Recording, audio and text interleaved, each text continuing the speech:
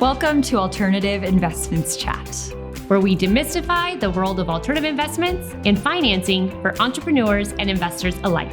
With these discussions, we hope you're more empowered to unlock opportunities in your business or portfolio. I'm Erin. And I'm Erica. Let's get started. Hello, and welcome back to another episode of Alternative Investments Chat. I'm your host, Erica, with my co-host, Erin. So today's topic, we are going to talk about investing in transportation assets. So it's a sector that is often overlooked, but offering significant investment opportunities for those investors. Transportation assets like aircrafts, rail cars, and shipping containers, they typically generate cash flow and serve as a valuable collateral for investors. So why does transportation matter for investors? The global supply chain relies on transportation in order to get their things from point A to point B. Anything that you need has to come from one place to another. That's going to happen via transportation. And this can make these assets essential and recession-resistant.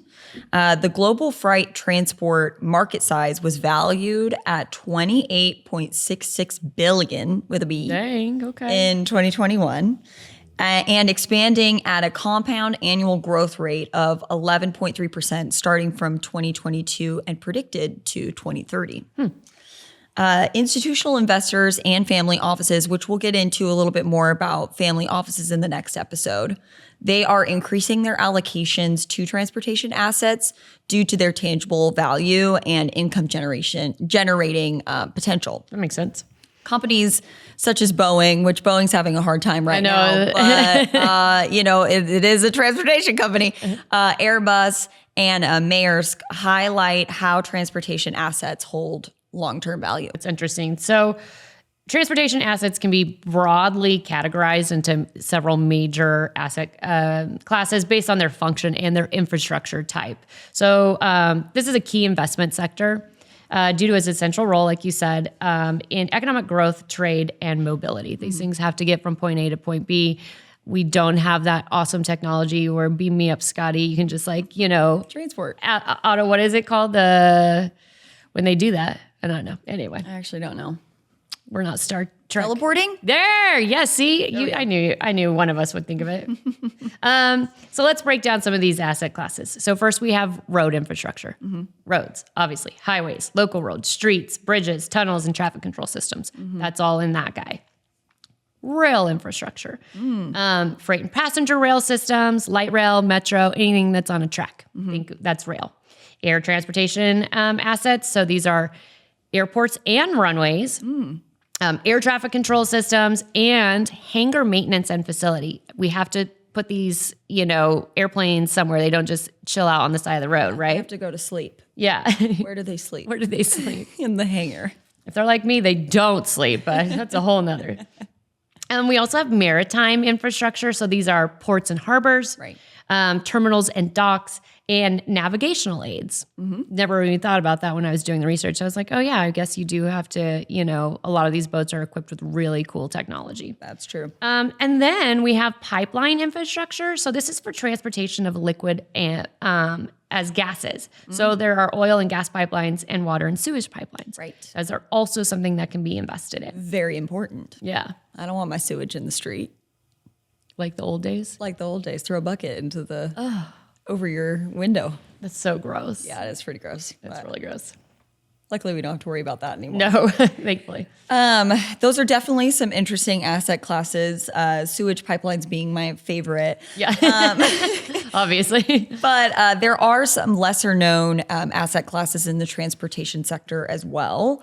Most investors tend to focus on the traditional asset classes as per usual, right?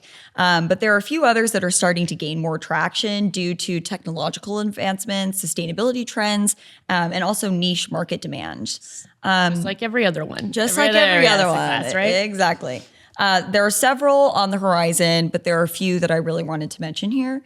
Ferry and waterway transportation, which includes passenger and ferry systems in coastal cities, lakes, and rivers. Oh, yeah. I mean, think about the little islands off, like Massachusetts. There's a lot of times you take a ferry over. Yeah, absolutely. Ferries are really fun. Urban congestion is increasing the demand for this because sometimes it might be easier to travel by water than travel by road. Over a bridge, wait, get stuck. Exactly. Yeah. So that is one way. Also, bike and micro mobility infrastructure.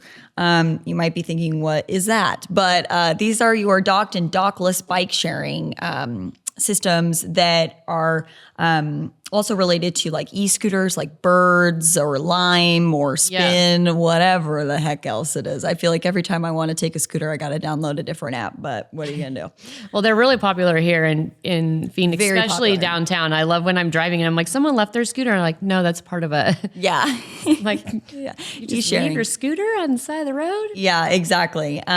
With cities who are trying to prioritize or give advantage to car-free zones and sustainable urban mobility, these have become more popular. Think about New York. They have you have to like pay extra fees now during rush hour Yes, in that's certain true. areas because they're trying to reduce the amount of cars on the roads. Yeah, because that's a big problem. Yeah.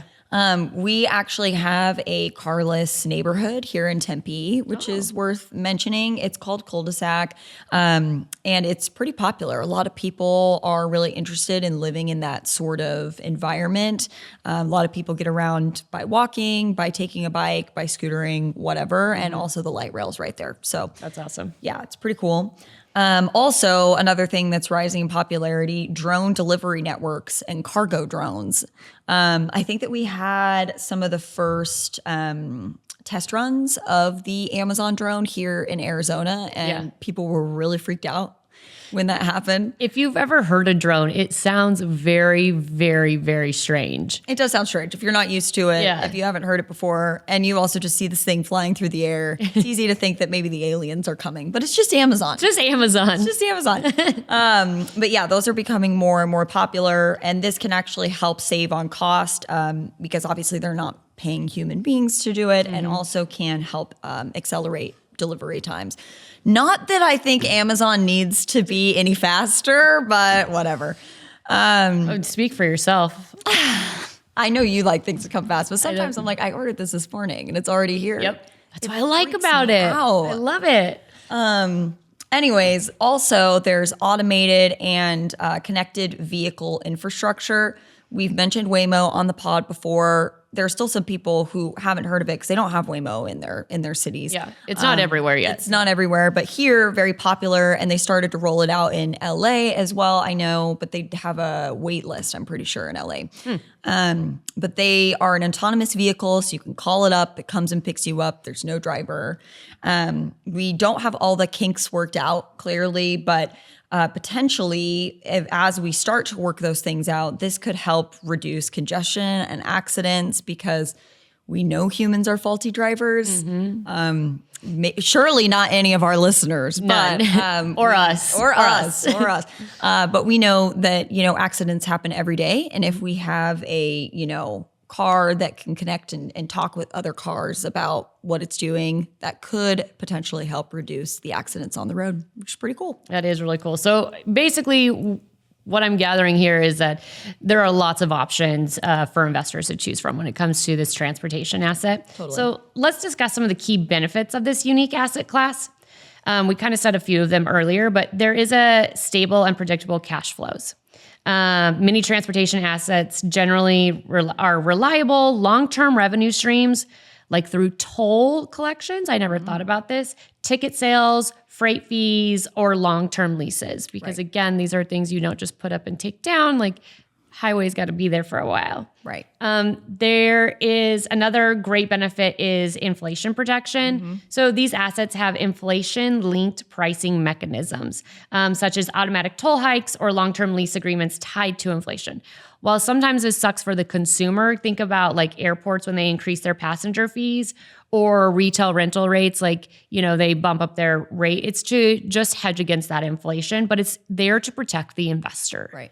Another one is there's a again, a higher barrier to entry and monopoly-like characteristics, meaning that this asset class requires large upfront capital investments, making it difficult for those new guys to come on in and take over. Sure. It's like good and bad. So for this asset class is a great benefit because no one can come in and just be like, never mind, you Swipe it had out this from under you. airport, I'm going to take it now too. Right. And then of course, the best benefit is that diversification of your portfolio. Transportation assets provide low correlation with traditional equities and bonds, making them, again, very valuable for your portfolio diversification. Also, many of the institutional investors allocate 5 to 15% of their portfolio to infrastructure for stability and risk reduction. So we're really seeing, again, these people who are helping investors with their portfolio, they're starting to really look at these other asset classes and divvy up some more space for them on there. Yeah. So those sound like some pretty good benefits to me, but who's actually investing in this asset class? Yeah. One being institutional investors. These large, long-term investors manage capital for retirement funds, national wealth, and insurance reserves. An example would be the Canada Pension Plan Investment Board. That's a lot of work. Yeah, I know. I'm like, that's the what board? The Just Canada Pension Plan Investment Board. Don't you know them? Don't you know? Invested in toll roads, airports, and ports globally. Wow. Also, private equity and family offices.